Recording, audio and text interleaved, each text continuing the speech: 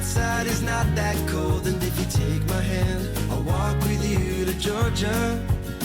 Hello everyone and welcome to Country with Celine. I am your host, Celine Shamarky, and on today's show, we have a new guest. His name is Shawn Austin. And it's moonlight, halo, angel eyes, high on a hill, the kisses the sky, leaning on in the terror, midnight heart confessions, feet hanging off over holy ground, praying those stars don't ever burn out on the small town kids with a sixth from a 7-Eleven, sitting on the tailgates of heaven.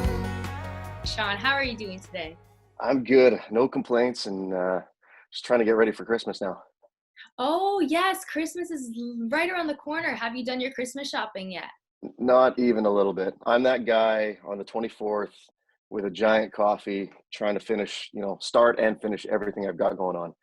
But, I'm going to try and do it a little earlier this year, but I don't know if it's going to work out that way. That is like, I could not do that. I could totally not. I would be panicking the whole entire day. Yeah. Because what happens if you don't find anything? And then I always find stuff. closing, you're screwed. You're completely screwed. Well, everyone still likes liquor. So in worst case scenario, you just bunch of bottles and you're done. Yes, even a 5-year-old. Go ahead, give them liquor. Oh, maybe.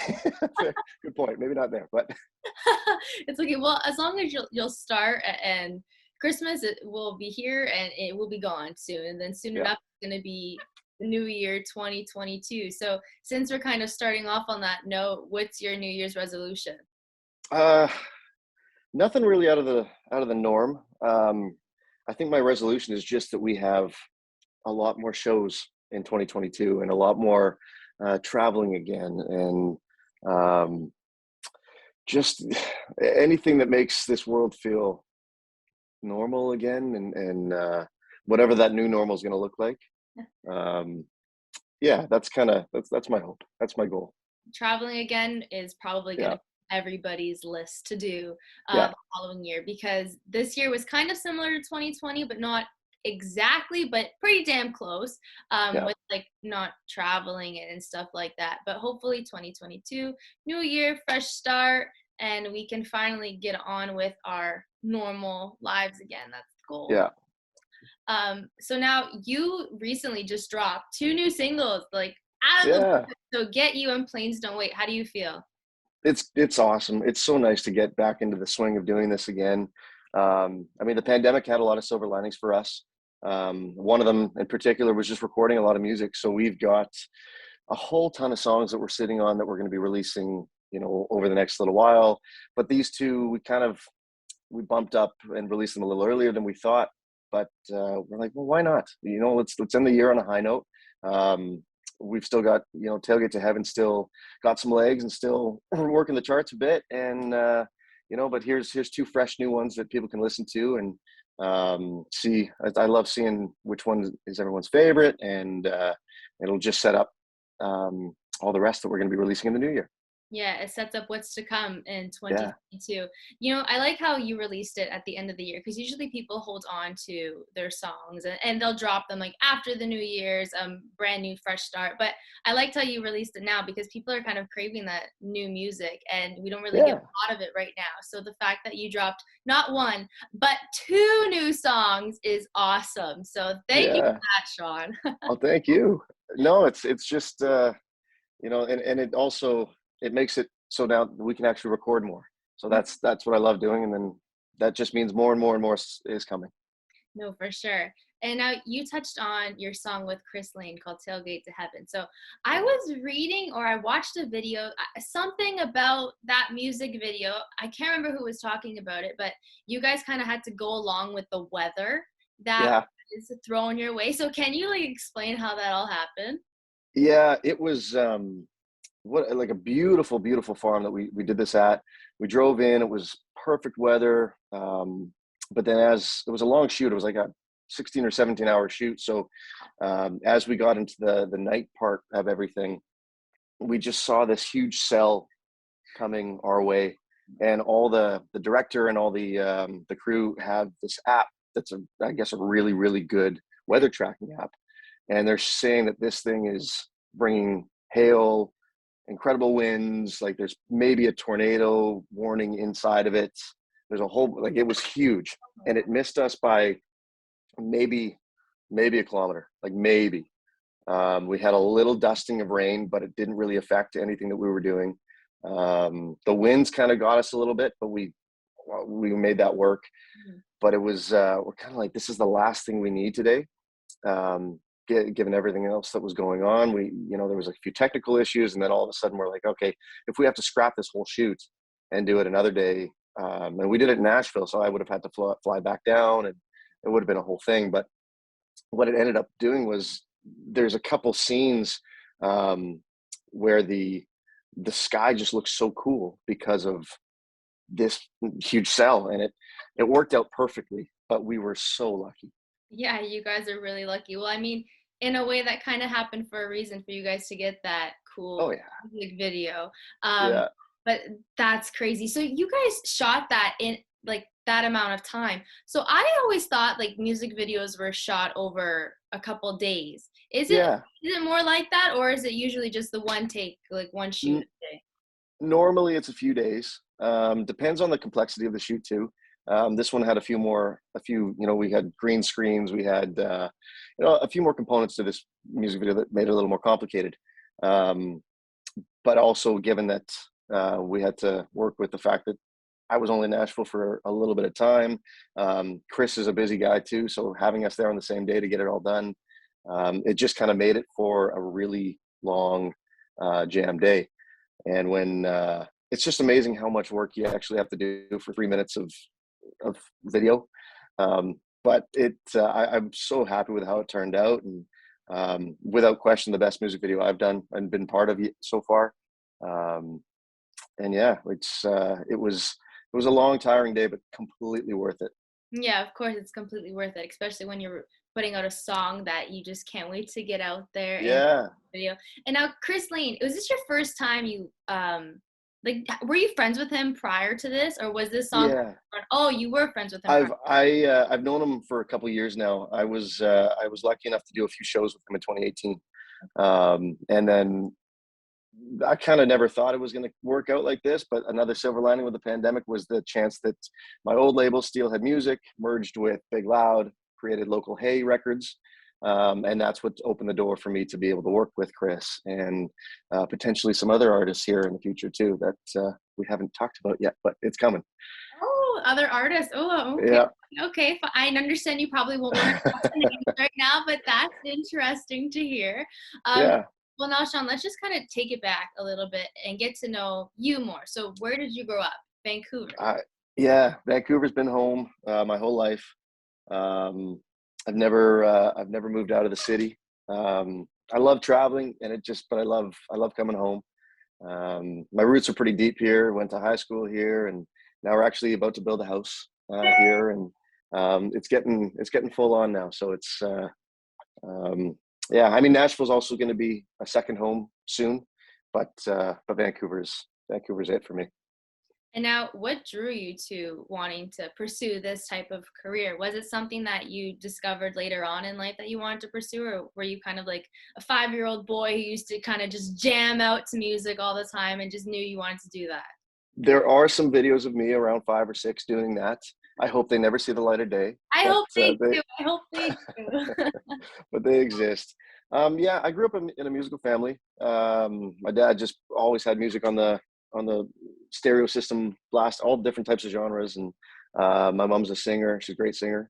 But then so the story is that I started playing guitar when I was in grade 6, so what's that, 11 or 12, and as most things, it was because of a girl. I had to learn this song because at the end of the year the teachers wanted us to do this performance, and I thought, well, if I got a crush on this girl, maybe a guitarist wins. So I had 4 weeks to learn how to play this song, and I couldn't do it.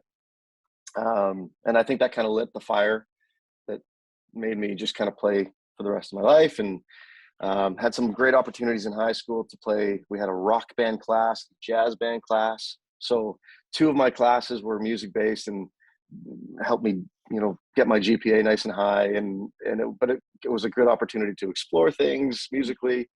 And then I graduated, and I was working, doing a whole bunch of different things, but I was playing in restaurants and bars all over the place, and that's when things started to roll, and I felt like I had an opportunity to maybe take a shot at the music world, and it took a long time to figure it out, but we got there. And I mean, there's a lot of stories on how it's actually come to this. The long story short of it is that I'm that guy that met somebody at the right time who knew somebody. That somebody was Dallas Smith, and then I started working with Dallas shortly after that, and it kind of started my career. Hey, I said this already, I'm pretty sure, in this interview, but everything happens for a reason. And it's so true. Like, people don't understand the meaning really behind that, but it's so true. And hold up. High school, you had those type of classes? Yeah, it was great. So, and I did them. Yeah, I did them each for 4 years. And it was, so rock band class was literally just, I was 2 years as a guitarist and 2 years as a vocalist, and we just played rock tunes, classic rock, new stuff, pop stuff. And that was the first opportunity where I, figured out how to be a lead guitarist and blend my sound, and kind of discovering different ways to play. And then after I did that, I did 2 years of vocals, and that was just starting to explore vocals and singing and how to be a front man. And then on the jazz band side, it was just learning the intricacies of music, and it's pretty cool. Yeah, that sounds really interesting. But so you talked about those genres. How did you end up in country then? Well, for me, country was always the backbone. For whatever reason, I always gravitated towards country. And I think, like I said, guitar was first for me, and it was Stevie Ray Vaughan and Jimi Hendrix, Eric Clapton, John Mayer, and that brought me to Brad Paisley and Keith Urban and Kenny Wayne Shepherd. And I think that was just the path for me when I started to connect the kind of the guitar gods with the country storytelling kind of song, and that singer-songwriter country is what worked, what clicked with me. And then it wasn't until, I guess in the last 10 years, if you look at how country's evolved a bit, and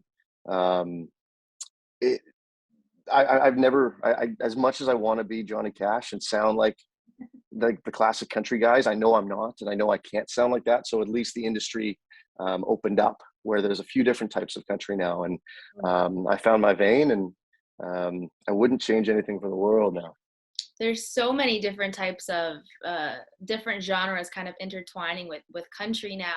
Like, I heard rap country recently. I'm like, that is so cool. Like, you would never have heard that in like the 60s, but it's 2021, and honestly, anything is possible. And pop country has become so popular, and I think there's majority of people listen to pop, and majority, like, country was never a huge genre to a lot of people. Like, to us, yes, because we love country music, but to other people, it's always gets put on the back burner, and they rather take pop. But now the fact that pop and country are intertwining, it's opening the doors to a lot of other people who are kind of exploring this type of genre, and they're really enjoying it because they like what they're hearing now. And it opens up doors for other artists who want to get involved with country. Going down the Johnny Cash route, like, there's the pop country. You could do Florida Georgia Line type of pop country too. And country music is just storytelling. It's so beautiful, honestly. Like, not being biased, but I am being biased. It's like the best genre. But to you, what does country music mean to you? Country, and I've heard people say this, I like the country is the broad specific. It's talking about specific. Every song has a meaning, has a point or a memory that somebody's trying to get across. But the idea is that even if you haven't had that exact feeling or memory or experience, you probably have had something in your life that you can at least relate to the song. And that's, for me, it's connection. It's that's why when we put songs out, when you have people messaging you saying like, oh yeah, I experienced that when I was, you know, in late teens or something. And that changed my life. And it's nice to know that other people had something similar. Like it just makes you feel human, right? It Mhm. makes you kind of um, just know that we're all fighting the same battle. And that's why the live show is so cool for me. Having those people in front of you and playing these songs and hearing them. I mean, God, when they sing them back, there's nothing better. But it's just that this party atmosphere where, you know, you're making thousands of new friends in 60 seconds kind of thing. And it's there's nothing better than it. Well, 2022, the goal is to finally do a lot more live shows so you can experience that a lot more. Yeah. And actually, going off of your point when you were just talking about that, a song of yours that I actually always listen to, like I used to listen to it a lot, and I still listen to it now. It's called Nashville. It's Yeah. an older song. No way. Yeah, it's an older song of yours, and I fell in love with that song. Like I think as soon as it came out, which was a couple years ago, as soon as it came out, I would listen to it all the time because my goal is to move to Nashville. So Yeah. to have this song called Nashville and how Nashville remembers you. Do you remember walking Broadway after like all of the lines? Wow. I always think like, oh, Nashville remembers me, even though like in my way of listening to the song, that's how I hear it. And it's just like I love it. So see, the connection is there with songs and with country songs. Yeah, I'm amazed that you picked up on that. That's so that song was a song that we released independently before I signed. That was a song that Dallas heard that kind of opened the door for me to sign with him. It was only supposed to be kind of it was a demo, sort of. It was just putting your foot in the water a little bit and seeing what came back and what you had to do. And for us, I got really lucky right off the bat that was something that connected with Dal. And I thank you for listening and knowing the lyrics so deeply, because it's I we never expected that. I love this song. I mean, I had to tell you. Usually, I'll tell this after the interview, but people just need to know that that song is just awesome. Like it's awesome, and they should go and download it. Even though it's an older song, who cares? Yeah. Like it still hits home. I appreciate that. You remember Nashville, walking Broadway after dark, turning up the dials and making fireworks in the park. I see neon lights, your head's just right. It can't just be the view. Do you remember Nashville? 'Cause Nashville remembers you. And another song I just want to touch on. This one's a fan favorite from a lot of people I know, and it's called "Time Alone." So it's from your EP back in 2017. So what inspired that song? Time Alone is well, so to be honest, in my head I had oh damn, I'm forgetting his name. There's a song called "Started Back at One," and it's kind of this countdown song that's very creatively written and very I love the track. So I kind of wanted to make my own version of that. But it's meant to be that it's kind of a wedding track vibe. It's about that person who is everything for you, and it's that nothing else in the world matters but just spending time alone with that one person, whoever that is for you. And I've been really lucky and honored to have played it at some friends' weddings, and I've seen people send me videos that they've used it for their walking down the aisle song. And I mean, there's no better honor to be part of arguably the biggest moment in somebody's life. So it's I love that song, and I'm going to try to write another one someday, but they're hard to write because you want to capture so much imagery and a particular feeling, and it's not always easy to do. The song is beautiful, and the fact that people are playing that at their weddings and sending you the videos is just, I can't imagine how you feel seeing that and hearing your song on, like you said, one of the biggest days of the two people's lives. Yeah. It's there isn't much better. I can't think of anything really that tops it very often. but See, it's nice to be part of it.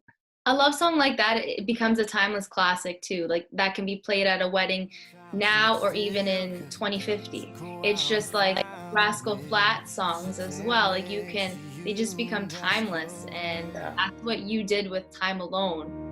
Time spent alone with you. This time that I can get used to. This time it feels how it's meant to be. Time spent away from you. This time I never wanted to. This time has brought us where we're supposed to be. Only one thing in this world I've got to do. Spend time alone with you. Yeah, I think it's one of the better songs I've been part of writing. But yeah, it's tough to like it's a type of song that I love doing and I love writing, and it's just trying to figure out the next how to write the next one is going to be the goal for 2022. Well, you'll figure it out. You're a smart guy. You'll figure it out. Here's hoping.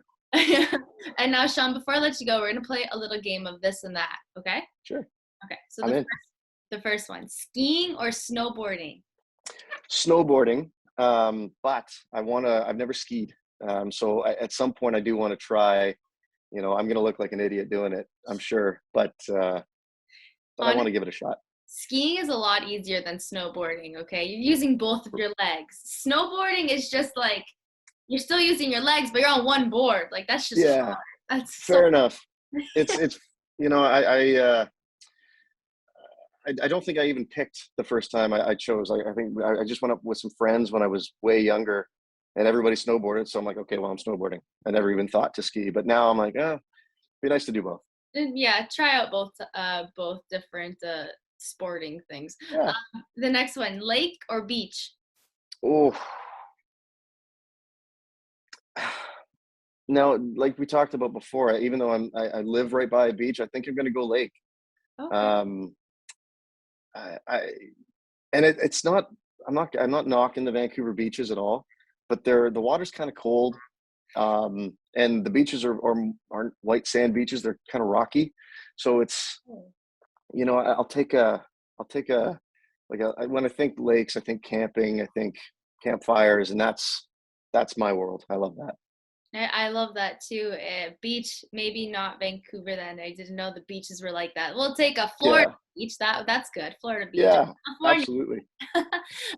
Next one, Tim Hortons or Starbucks? Oh, you're killing me. I'm a big donut guy, but I'm a big coffee guy too. And in that world, Starbucks is going to win, I think.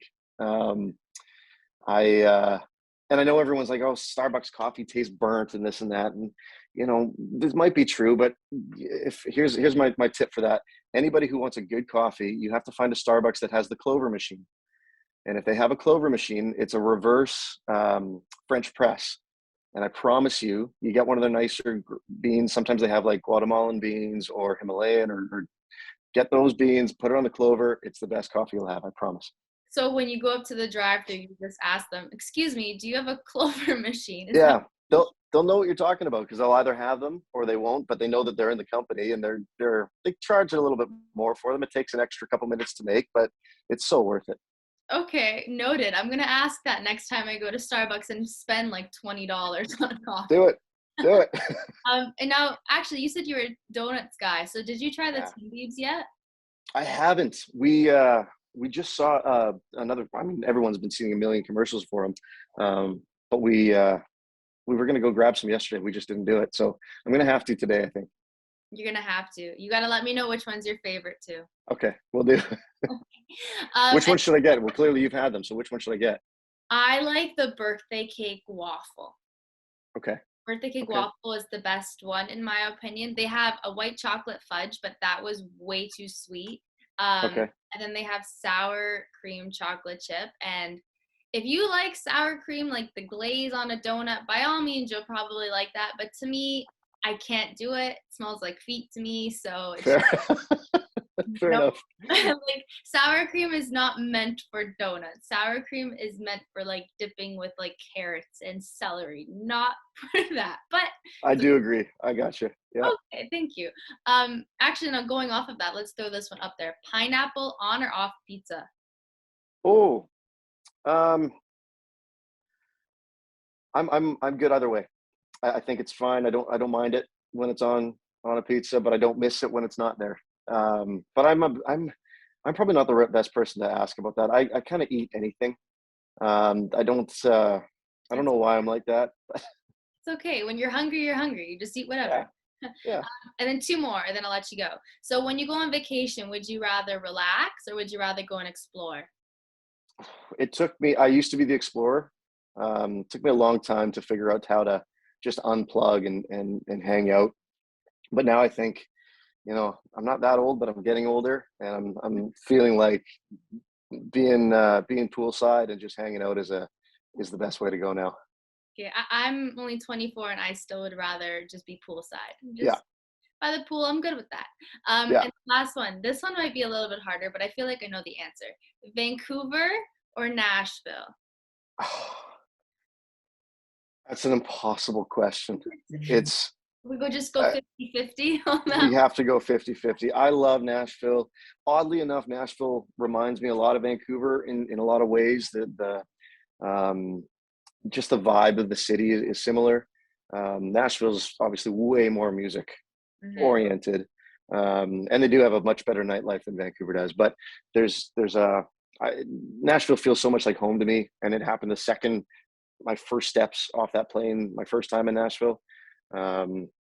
I love the city, and it's going to be nice to kind of make it my second home here soon. But I couldn't pick between the two. Okay, it's a hard one. I had a thought that would have been really hard. Yeah. Well, thanks, Shawn, for chatting with me today on Country with Celine. It was so awesome getting to know you even more, and I'm really excited to hear the new songs that you have up your sleeve for 2022. It's going to be an exciting year.